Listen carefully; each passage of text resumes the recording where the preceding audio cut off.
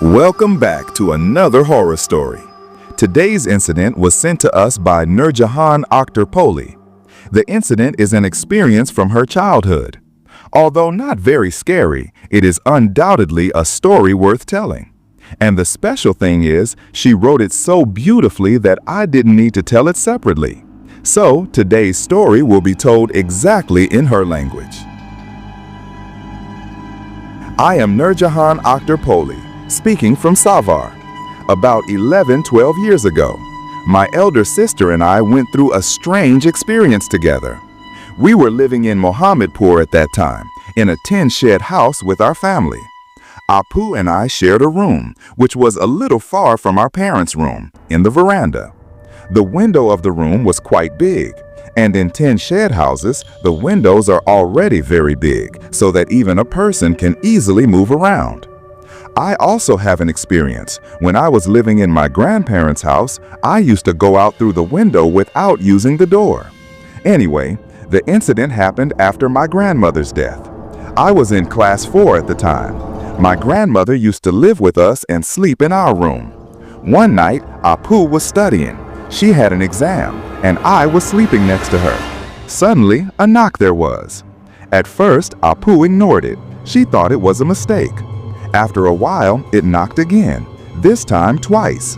Apu got scared and called me. There was a man named Munir in our house. He used to scare us jokingly sometimes.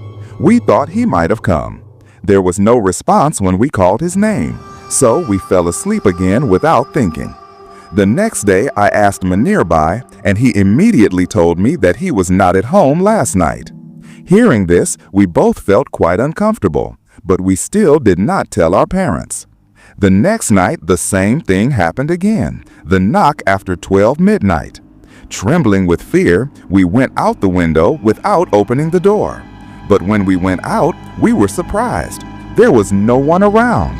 How could someone disappear like this in just 2 or 3 seconds? We looked around, but there was no sign of anyone. On the way back to the room, we suddenly saw a window. There is a black cat sitting below. We tried to chase it away, but the cat didn't move at all. It didn't jump at us or do anything. It just sat still. Finally, I gave up and went into the room through the door. When I got inside, I gathered some courage and peeped out the window again, but by then the cat was gone. The next morning, I told my mother everything. My mother was a little angry, but later she told me, my grandmother used to keep Jinns when she was alive. She would often pull her veil at night and talk to someone alone.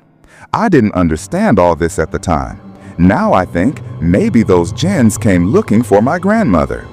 I've heard those who keep Jinns, after their death, those Jinns come back again and again. I don't know what really happened that day. An ordinary cat?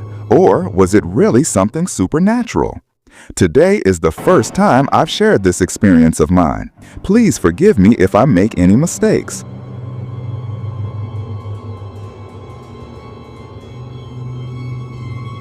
Okay.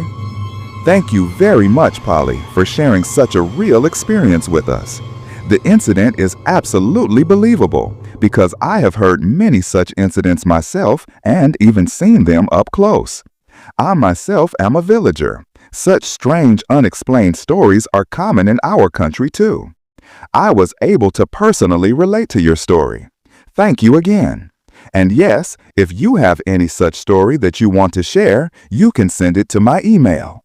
That was today's story. I hope you liked the video. If you want to get more such stories, you can subscribe to the channel. See you again with another new experience.